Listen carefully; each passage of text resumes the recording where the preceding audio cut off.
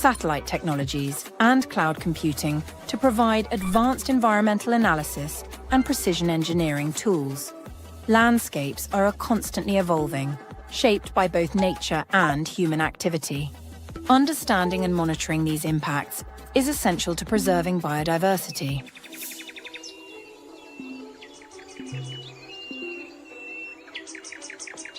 Data alone is not enough.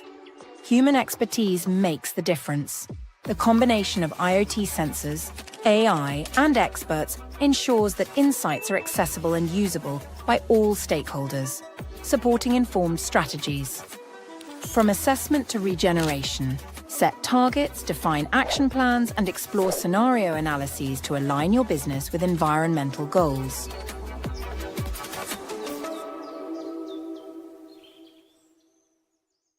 Understanding environmental risks starts with a global perspective. Through XNatura's environmental platform, it is possible to focus on specific sites, providing real-time data. XNatura integrates artificial intelligence, IoT sensors, satellite technologies, and cloud computing to provide advanced environmental analysis and precision engineering tools. Landscapes are constantly evolving, shaped by both nature and human activity. Understanding and monitoring these impacts is essential to preserving biodiversity.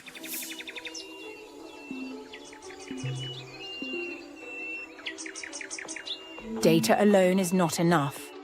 Human expertise makes the difference. The combination of IoT sensors, AI, and experts ensures that insights are accessible and usable by all stakeholders, supporting informed strategies. From assessment to regeneration, set targets, define action plans, and explore scenario analyses to align your business with environmental goals.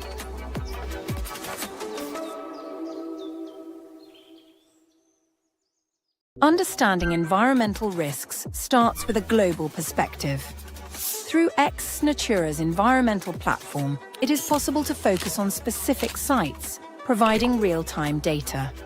XNatura integrates artificial intelligence, IoT sensors, satellite technologies, and cloud computing to provide advanced environmental analysis and precision engineering tools. Landscapes are constantly evolving, shaped by both nature and human activity.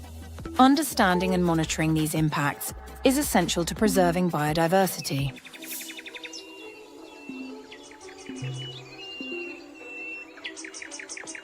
Data alone is not enough. Human expertise makes the difference. The combination of IoT sensors, AI, and experts ensures that insights are accessible and usable by all stakeholders, supporting informed strategies. From assessment to regeneration, set targets, define action plans, and explore scenario analyses to align your business with environmental goals.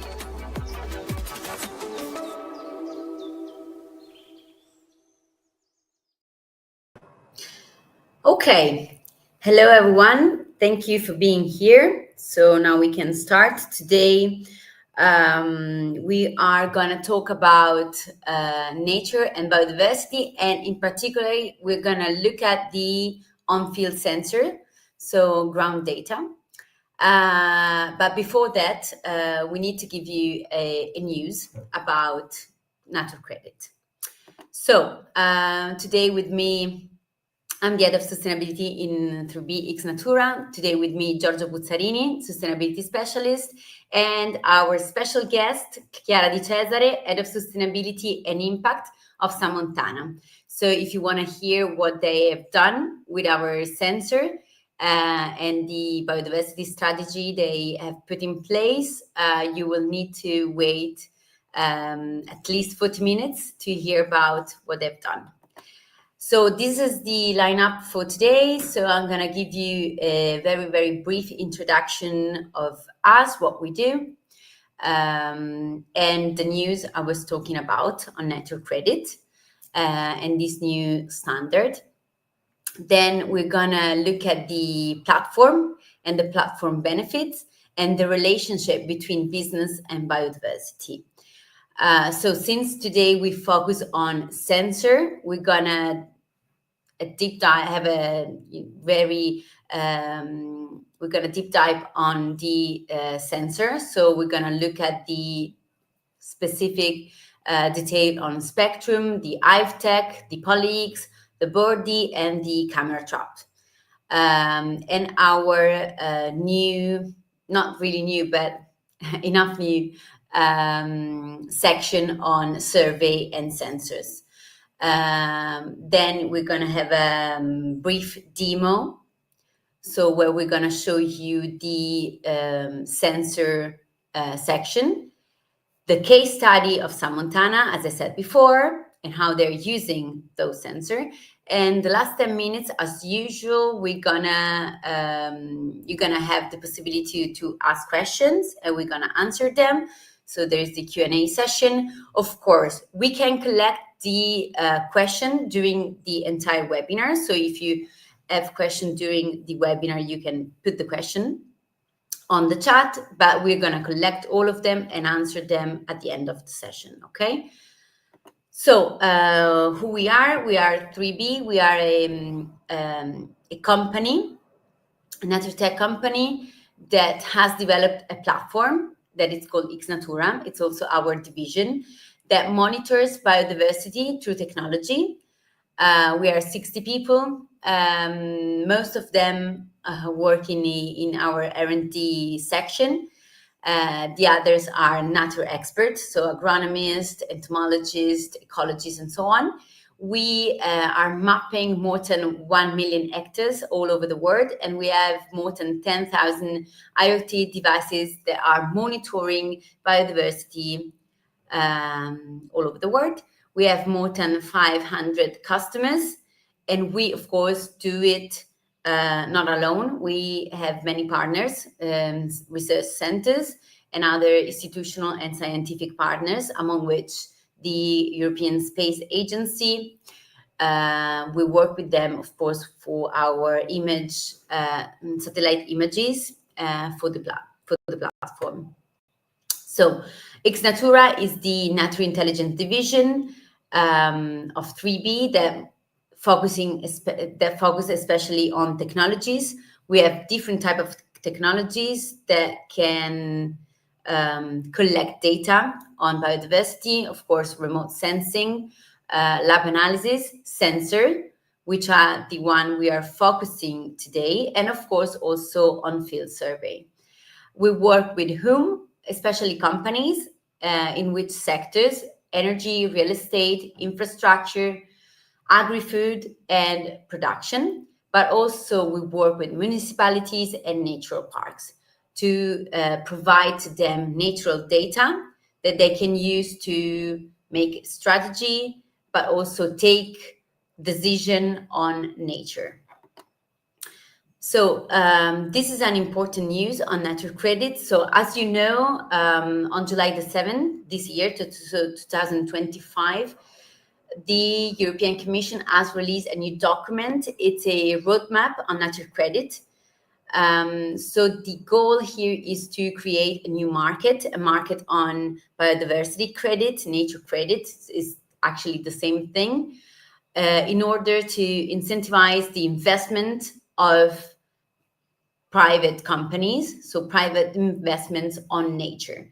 So nature credits have these important goal, are a tool that can actually incentivize private investment on nature, because we have a huge gap on nature that we need to fill. So it's in Europe is 65 billion euro every year, and we need to close this gap. So the roadmap actually will guide Europe in this journey, where we will have the first, the market ready in 2 years, so in 2027. We, of course, are working on the nature credit since 2 years now, because we got a fund from the EU, an IEC fund from EU, to develop the first biodiversity credit. in 2026. And this is a great news because we have released, of course, not we, but UNI, and we contributed to the technical table to this new standard. It's a voluntary standard in ISO family. It's a UNI PDR, the 175, that can, that gives the methodology to release the first biodiversity credit. This new standard was published 3 weeks ago on September 23rd, and introduce this new approach, this innovative approach based on the MSA index. The MSA is the mean species abundance that measure how closely an area's biodiversity is close to its natural condition. And the documents gives a guideline to measure and reduce the biodiversity footprint of an organization. Of course, also design environmental regeneration intervention capable of regenerating natural credits, and gives guidelines to communicate in a transparent and verifiable way the commitment to nature. This standard is structured in 2 parts. So the first part really focuses on the biodiversity footprint, management and assessment. So it provides the companies with a practical guideline to quantify their impact, and building, of course, a plan to improve their positive impact on nature, or to reduce their negative impact on nature. And the second part gives a guideline to generate nature credit. So I want to give you a really brief introduction on which are the characteristics of a project in order to be eligible to develop nature credit. So this is the formula. The formula is, okay, you can develop credit according to the delta of the MSA of the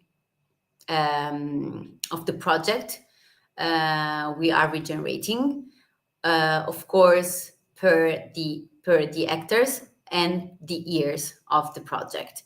But there are a few characteristics of the project that must be they are mandatory in order for the project to be eligible. And the first thing is that the project duration it has to be at least 15 years. This is because biodiversity, of course, can be regenerated, but it has to be for more years, because otherwise it doesn't make any sense to regenerate today and not follow this path in next years. Of course, the project needs a draft of the biodiversity plan, a monitoring plan, and an annual reporting plan. The project has to be validated by a third party in order to create and to release those biodiversity credits. There are 2 types of project. It can be a project where we convert an anthropized area to a natural area, or a project where we minimize the biodiversity footprint. Okay, so it can be both, but of course there are some characteristics that are mandatory. So now we talk about the platform. Just to give you an introduction, of course, the platform is useful to monitor both the impact of an area, but also to generate the nature credit. So it's completely in line with the new UNI standard. And the UNI standard, it was published in Italy, but can be used also to develop credit all around the world. It's an ISO family standard, so it can be used worldwide. The platform can support companies in both calculating the impact, but also generating the credits. So the platform benefits, the platform gives, of course, data about nature. So it's data digitalization. Also gives an idea of the prioritization of the nature capital and the asset of a company. Can gives a benchmark verification or a target verification. Can be used to develop a biodiversity action plan, so a site-specific biodiversity action plan, but also a nature strategy of the entire company.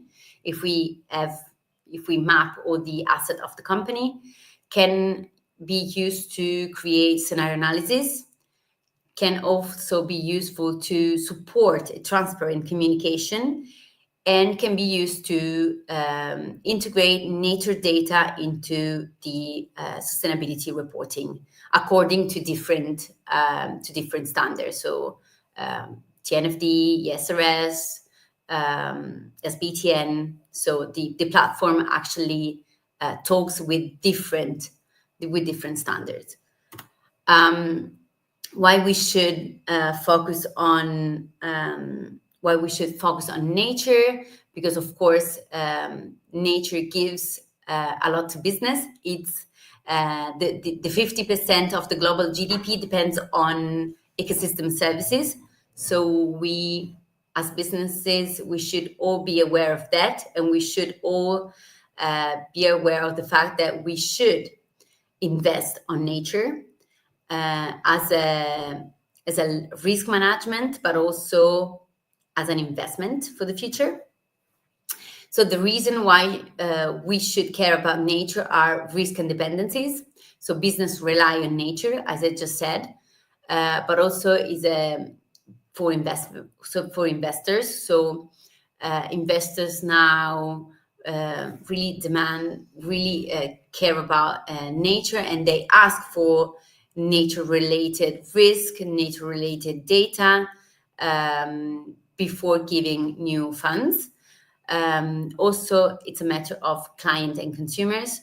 So either if you're B2B or B2C, you should care about nature, because clients and consumer are growing awareness about nature-related issue, so are more conscious about nature. And finally, because of reporting, so the CSRD, but also the ESRS standards, there is a specific standard, which is the E4 on nature. This is, of course, a graphic that shows how companies are directly depend on biodiversity ecosystem. So they impact, of course, because they impact on the 5 drivers of nature degradation, which are climate change, ecosystem use, resource overexploitation, alien species, and pollution. But they also depend on nature because of natural resources, so the provision of natural resources, but also the regulation of some processes, so pollination process, but also others. How can XNatura, so the platform, actually help companies in building a nature strategy? So we are a platform that integrates different types of data about biodiversity, nature, but also climate. And it's completely in line, as I said, with the ESRS standards, the TNFD LEAP approach. About that, about the LEAP approach, XNatura can help actually to locate all the company assets and evaluate the impact of the assets on nature, impact and also dependencies. it can actually assess and quantify nature-related risk and opportunity by integrating key indicators such as the MSA, which is the one that we can also use to generate nature credit, but also other type of KPIs. If you're not new in this type of webinar, you know that there are a lot of KPIs and a lot of sections in our platform with nature, but not only, also climate and also pollution related KPI. And finally, the platform gives you can prepare you and support you in target setting based on the industry benchmark, control areas, or different goals. For example, the regeneration of the 30%, which is in line with the net restoration law, for example, and also can help you in having transparent and traceable biodiversity reporting data that you can add on your sustainability report. So today I know we focus more on sensor, so ground data, sensor on the ground. So I will leave the stage to Giorgio Puzzarini, which is gonna give you an idea of the entire set of sensor we already have. Thank you, Virginia. Good morning, everyone. I'm Giorgio Puzzarini, Sustainability Specialist at XNatura. And today we will explore the best way to collect and manage both nature and biodiversity related data. So let's explore first our IoT sensors. The first one, as you can see, is the Spectrum, which is basically an IoT sensor which is designed to detect and identify the flight frequencies of pollinators, and it can do it across different taxonomic levels. We use machine learning and pattern recognition techniques, and the system can actually tell which kind of pollinator it's hearing based on the specific frequency patterns measured in hertz. It just hears the sound of the pollinators. In practice, the sensor collects quantitative data by counting the number of buzzes it detects every hour.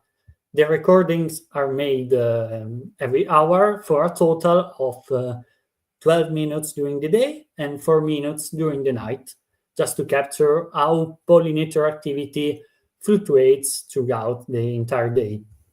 Then all this data is sent daily through our cloud via 4G.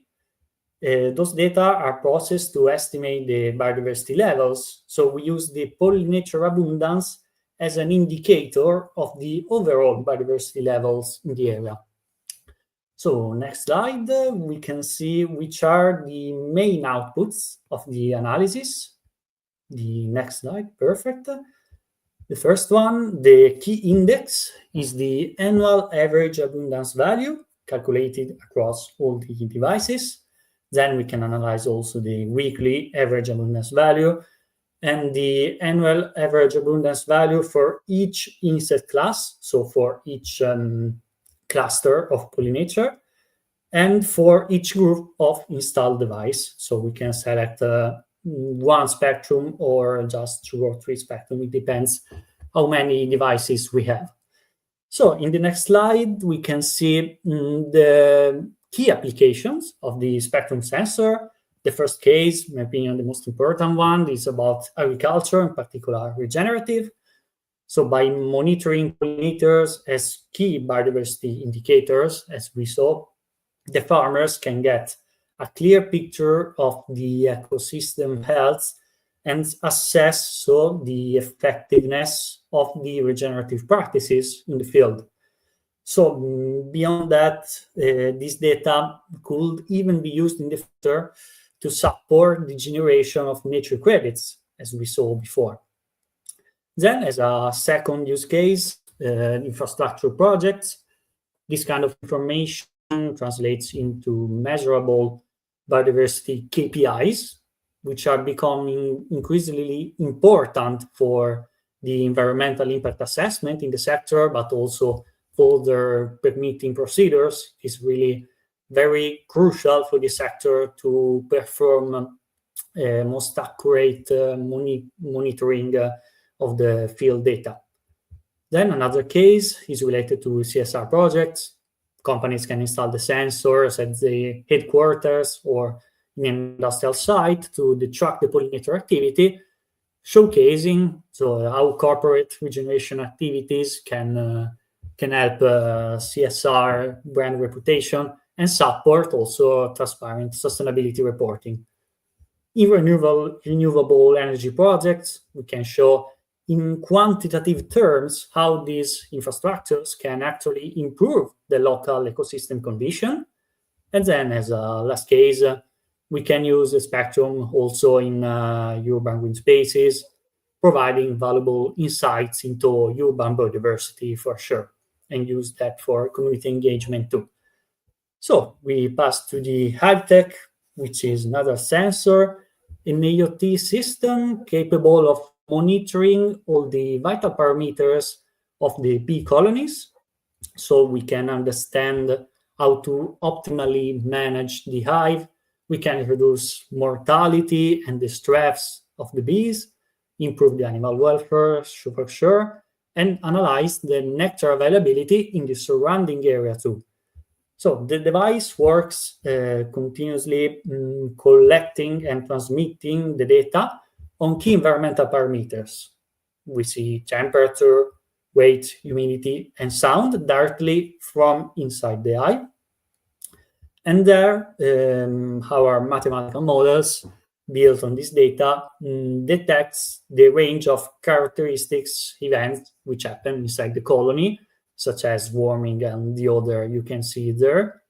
And analyzing this data, we can gain deeper understanding of the health status of the honeybee colonies, and by extension, the overall health of the surrounding ecosystem.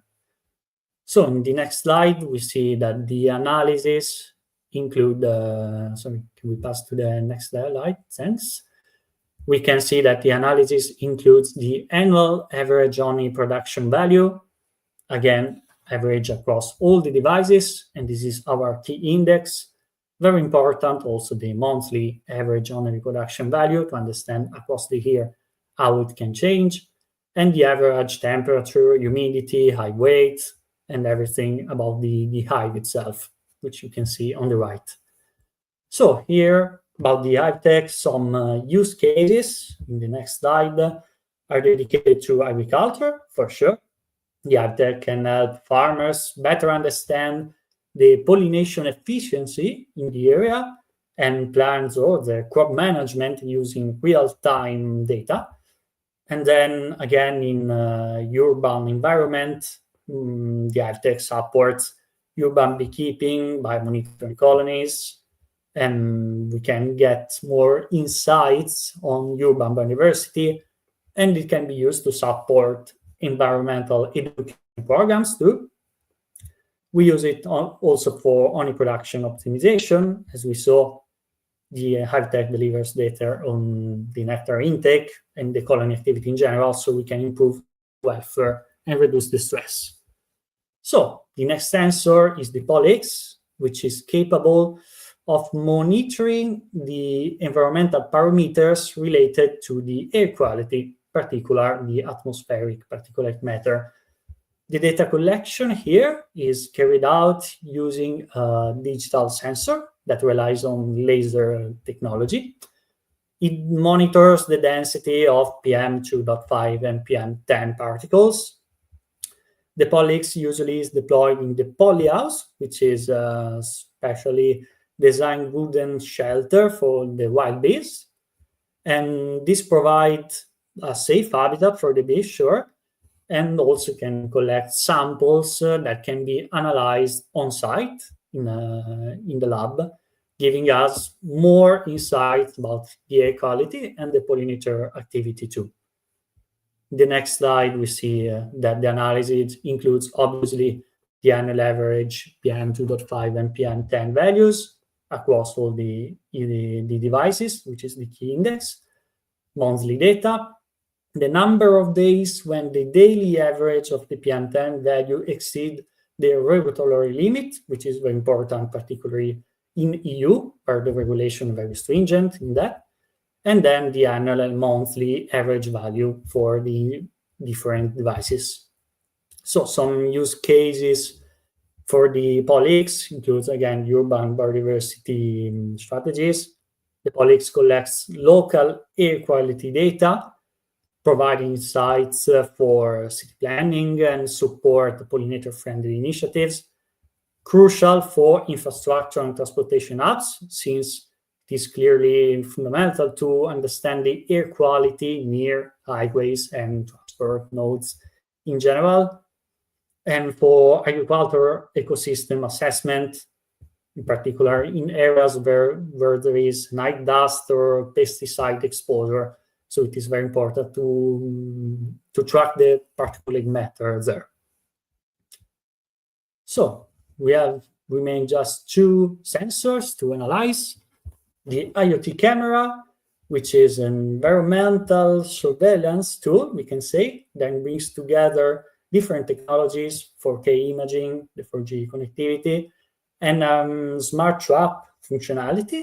And it recognizes wildlife fauna, everything in just one system.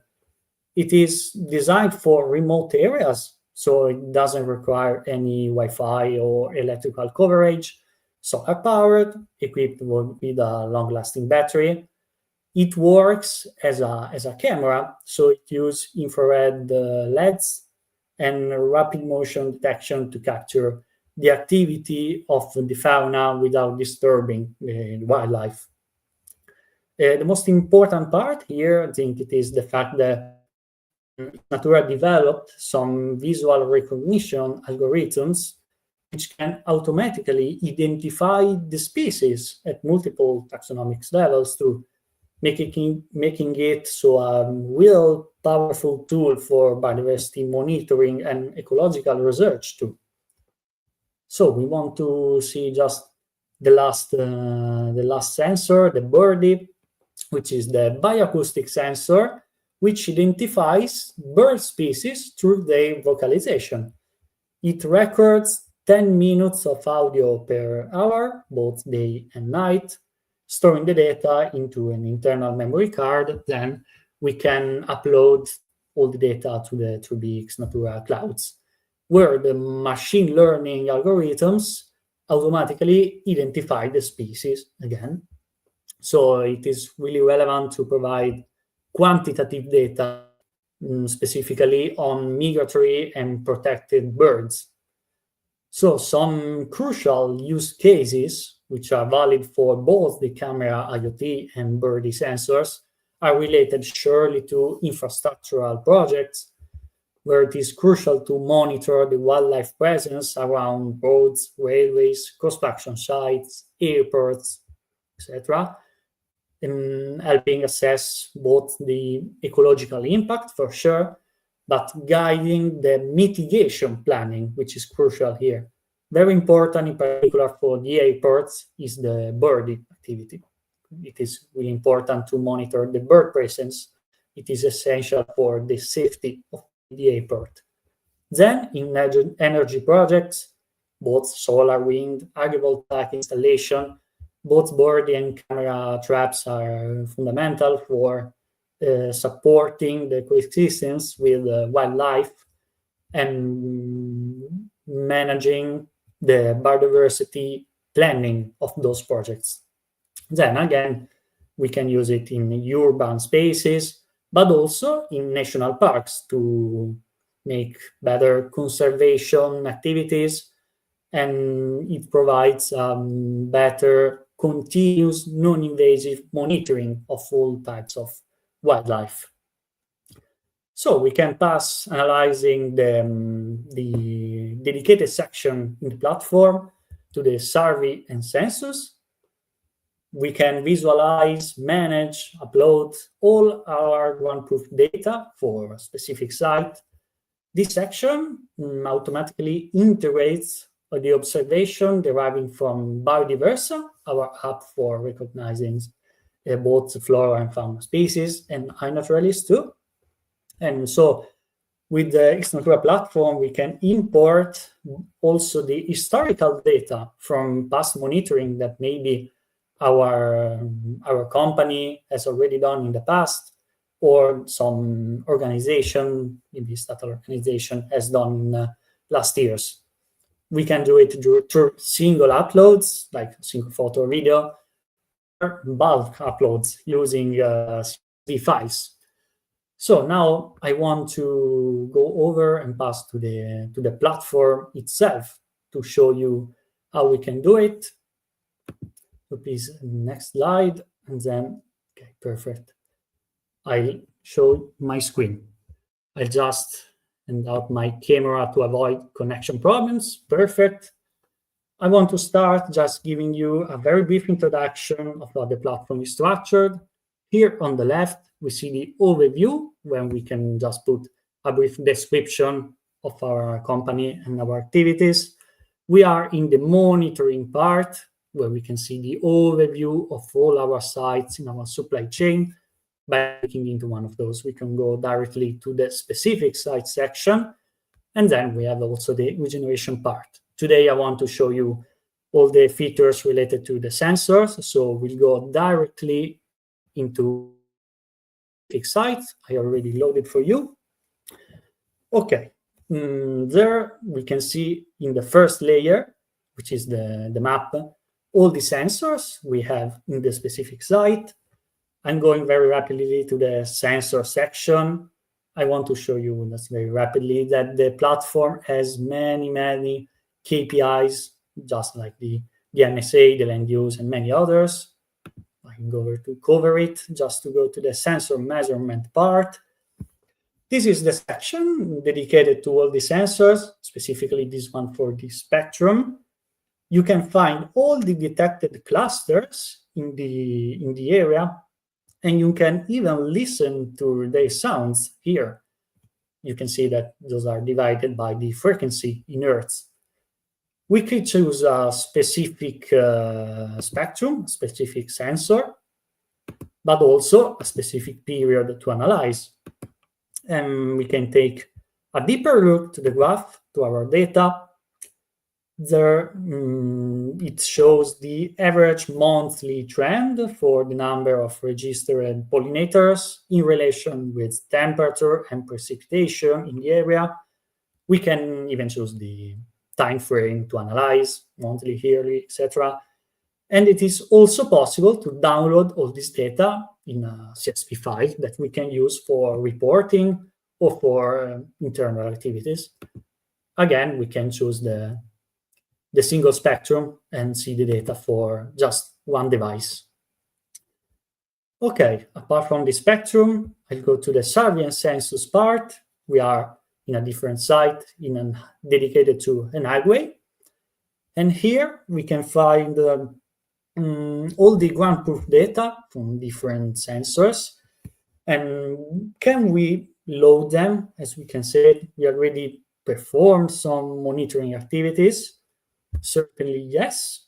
We can load them with this simple upload media. Single upload, it requires just a photo or a video, basic information like longitude and latitude. Very easy, very simple. With a multiple upload, the data must be just categorized in this structure, in this CSV file.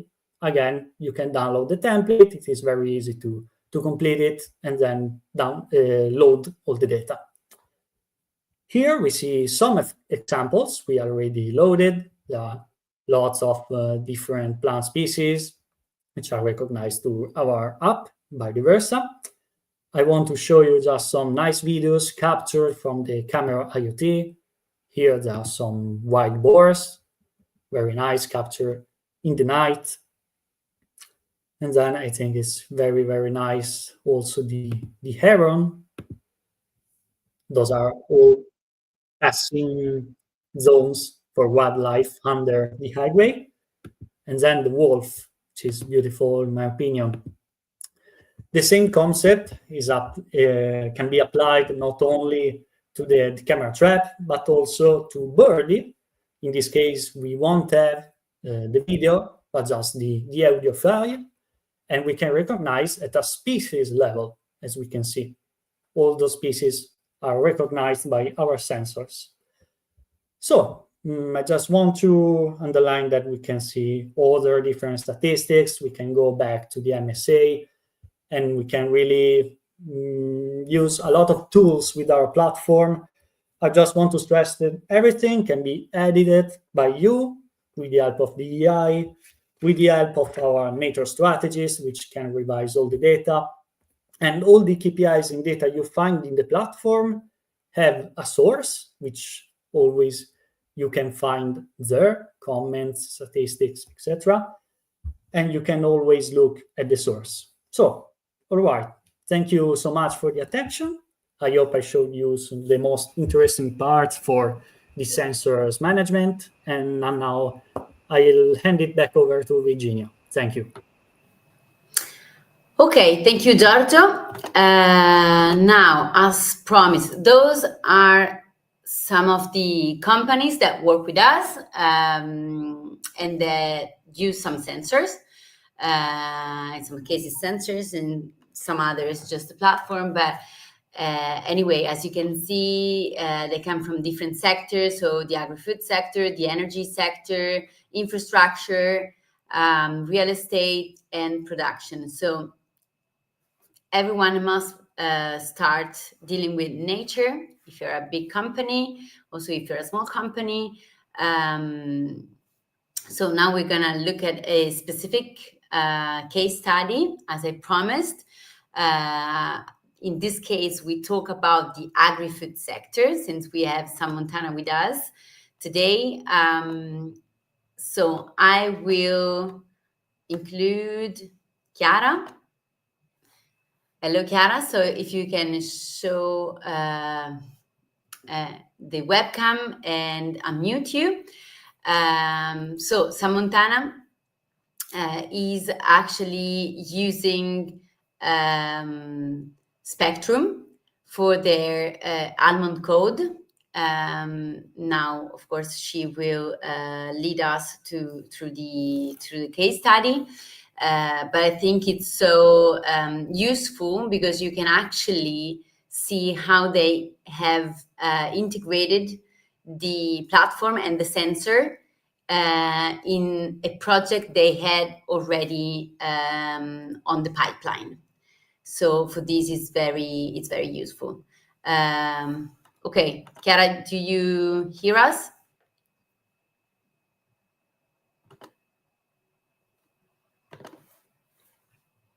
We don't hear you, so you should unmute and show yourself.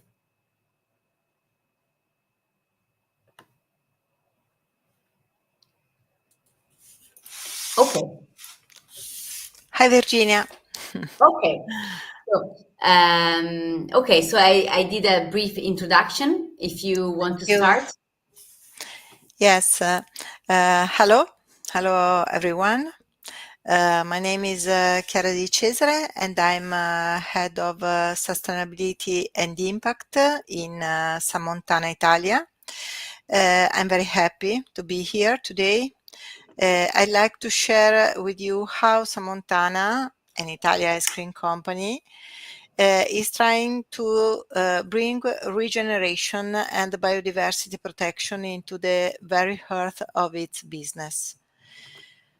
At Samontana, we can see our rule.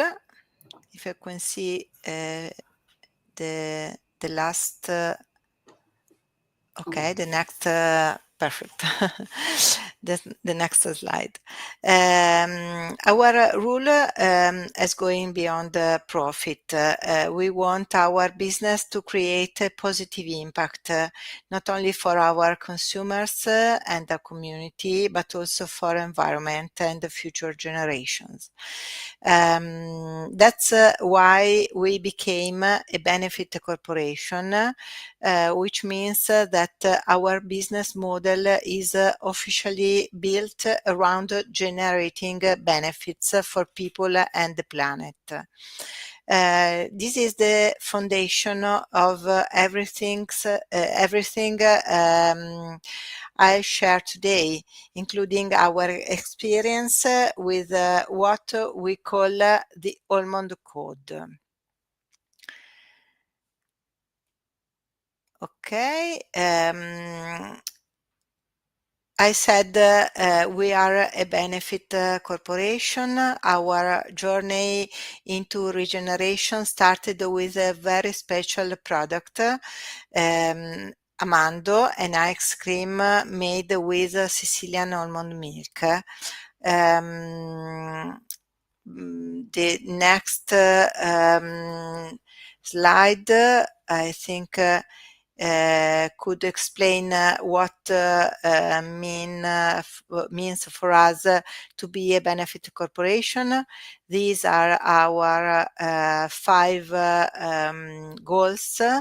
In particular, for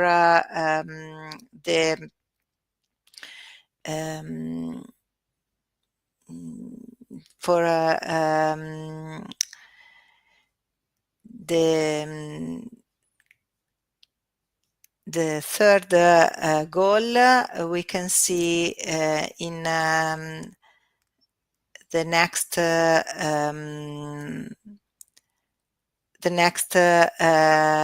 slide, the almond the almond code.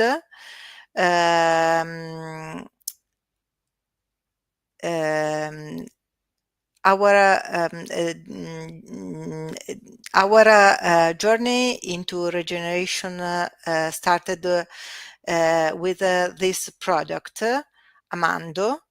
Amando is an ice cream made with Sicilian almond milk, designed to be inclusive. It's suitable for people who are lactose intolerant or have celiac disease. But beyond that, it represents a different way of producing food, one that respects both people and nature. The almonds we use come from farms that are ISCC Plus certified. We can see it in the next slide. ISCC Plus certified means that we guarantee traceability, lower greenhouse gas emissions, and responsible land use. These give us a chance to go further, to create a model that integrates environmental, social, and economic responsibility in a very concrete way. The Almond Code is built on 5 main pillars. The certification for traceable raw material to reduce emissions, protection of biodiversity through active environmental monitoring in almond orchards, responsible water use, circular economy, and fair values, ensuring that the value is shared transparently across the supply chain. This approach helps us look at the almond supply chain not just as a production process, but as an ecosystem that can regenerate itself and create a shared value. In the next slide, we can see the terms of circularity.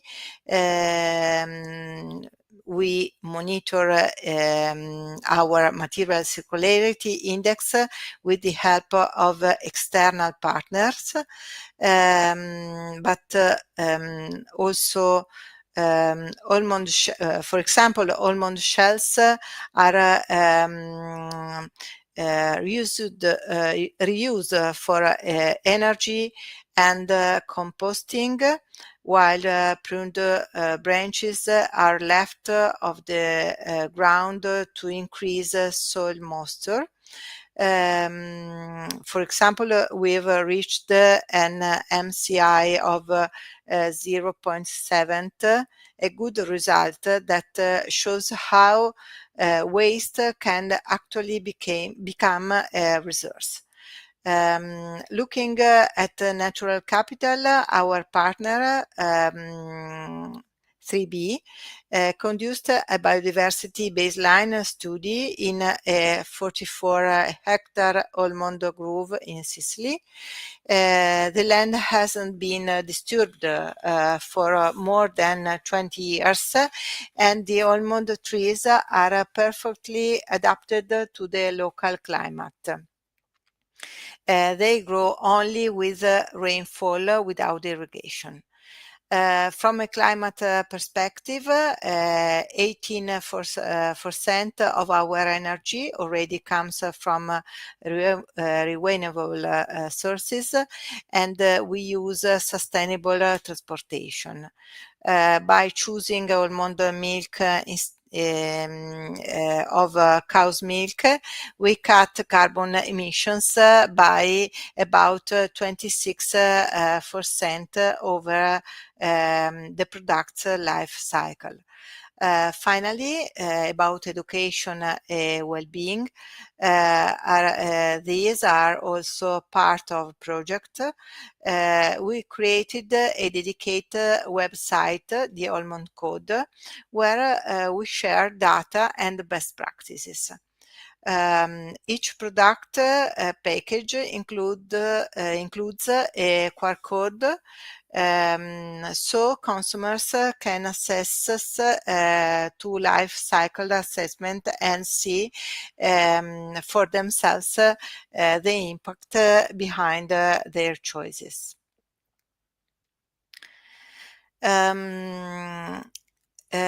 The Almond Code is aligned with the 15th Sustainable Development Goal, which calls for protecting and restoring terrestrial ecosystem and halting biodiversity loss.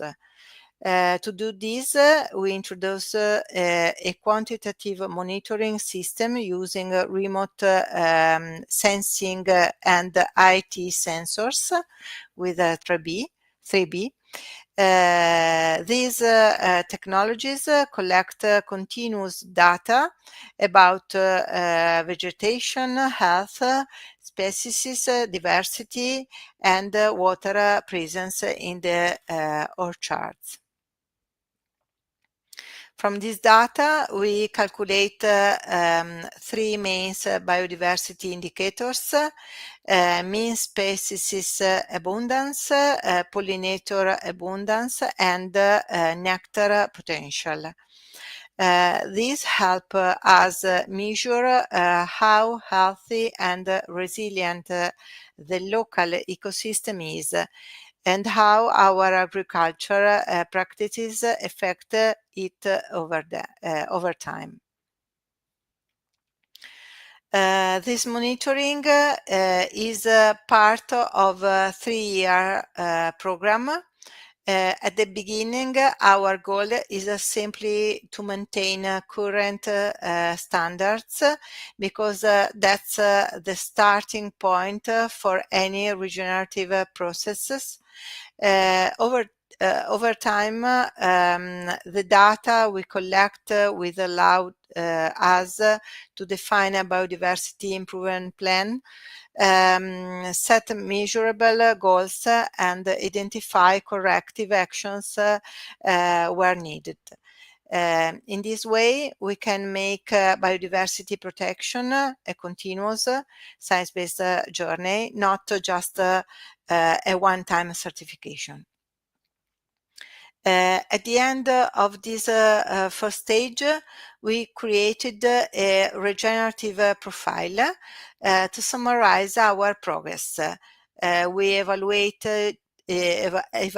5 dimensions: circularity, natural capital, climate, education, well-being.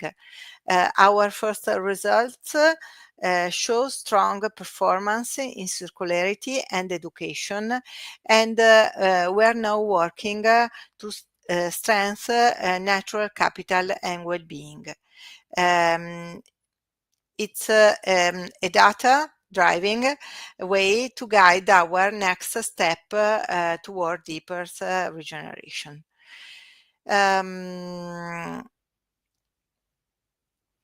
To conclude, the Almond Code is more than a project, but almonds for almonds or ice cream.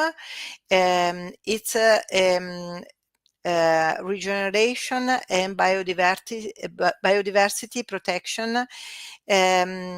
How can it be integrated into business in a measurable and scalable way? Thank you very much for your attention. Thank you, Chiara. So we have 4 more minutes, and now it's Q&A session. But before that, I would love to remind to all of you that we will release also a white paper on ground data on sensor that you can find on our website, actually starting from yesterday, so it's already online. Some of the events we're gonna attend in the next few days. So Lucrezia Palma and Elisa Bertesago, our colleagues, will be in Como Lake starting from tomorrow, the entire week for the Digital Innovation Forum. Me, Simone, and Edoardo, we're gonna attend the Highways UK, an event really specific on infrastructure and particularly on highways. The 15 and 16 of October this week. I'm gonna fly to Helsinki the next week for the European Business and Nature Summit 2025. This is a very institutional, a very important forum for the European companies that wants to deal with nature. So I want to hear all about it. And in the meantime, my colleagues Elisa Bertesago and Simona Mazzola will be in Mechelen, which is near Brussels, for the European Sustainable Industry Summit. So those are the next events. About the biodiversity credit, the nature credit, we are conducting a market analysis, part of the National Biodiversity Future Center, and we are gathering some insights from the market on the dynamics of the nature credit market. So if you want to scan the QR code and you want to give us some insight about the nature credit, that would be so interesting for us. We are collecting everything and releasing a report on that on January. And now about the question you asked. So I think there are just questions about the sensors. So the first one is from Alejandro Sanchez. Very interesting. Giorgio, what do you propose for pollinators which doesn't make audible noise during activity? For example, very small pollinators. Okay. Okay, thank you for your question. Of course, these kind of pollinators are not available with the spectrum monitoring. It's not so easy, but we're combining our skills with the surveillance sensors section. Usually, in this case, it is advised to use traditional methods with transects, for example, traditional monitoring methods. And then we can use the platform to visualize and manage all the data. We can load it with a simple CSV file. Very good. So the next question is still about technology, and Frudzina, I hope this is how it's pronounced, ask us, can you please add some more information if the technology works with soil data, soil biodiversity data? Okay, here again, it is the same concept. We can load the data. We have no problems in integrating the environmental DNA analysis, which are usually utilized for the soil data, and other type of monitoring. We can integrate all the laboratory analysis just by loading a CSV file in the platform. Very good. So Lure asks us, who owns the data generated by the individual project? Is all the information used for other purposes? Okay, in this case, it depends on the project. Some clients just want to keep the data private for them. You can use for internal purposes. Other companies use those data to disclose and to report the impacts with the local communities, for example. It is very common usually in infrastructure and energy projects, for urban regeneration projects too, where the company wants to engage the local community. So it is important in this case to create awareness. In general, you are completely free to decide if to make the data public or not. Next question is from Anna. She asked, which is the minimal distance recommended from one device to the next one? In this case, too, it depends on the project, on the sensors you want to install. It depends on particular on the type of the perimeter we have. Usually, we use to install the spectrum, for example, in the most heterogeneous part of the project. And this case really depends on the type of the project. These evaluations are made by our nature strategists. Aurora asks us, how long does the sensor last? How often should it be replaced, given that the project is used in our long term, or at least last several years? Okay. There's no exact expiration date, but the sensor in general don't need to be replaced regularly. It depends obviously by external factors, if are damaged by extreme events or vandalism. It depends really, but they have a built-in memory and solar panels, so they're durable in general. Okay, last question is not on sensor. Maria Grazia asks us, I am an entomologist working in the Italian National Research Council. How can I become biodiversity strategist, which was your academic education? I love to work for XNatura 3B one day. Thanks. So thank you for that. So our biodiversity strategists are entomologists, agronomists, wildlife technicians. So they have this scientific background. So if you have this scientific background, you can actually access to this kind of work, but it's also a training on the job, since this type of monitoring systems are innovative. So a lot of things you learn, technically speaking, are on the job.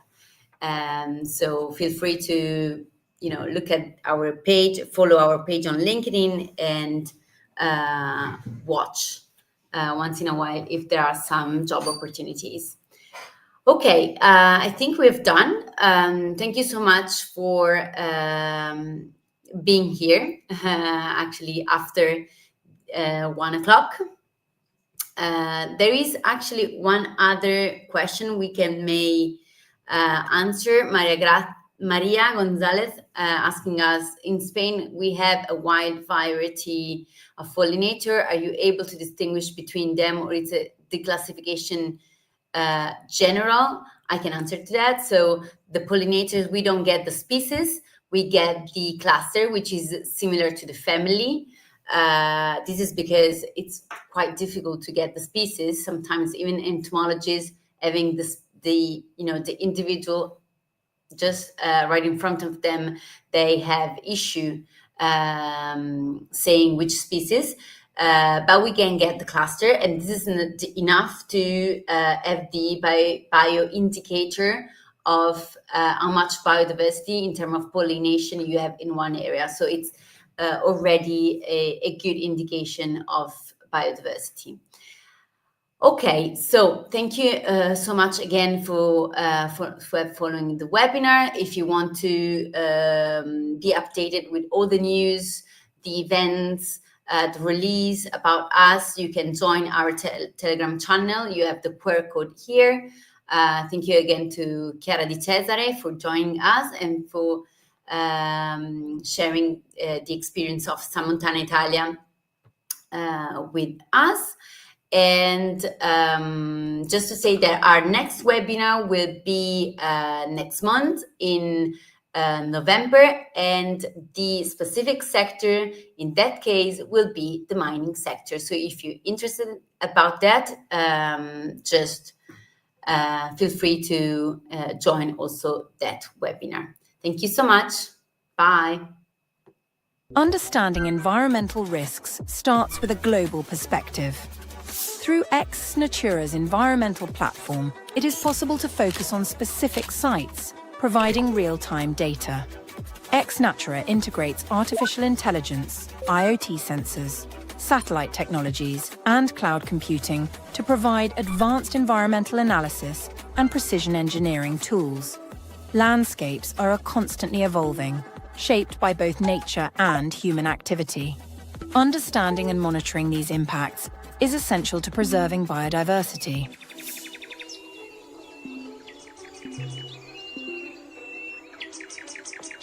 Data alone is not enough.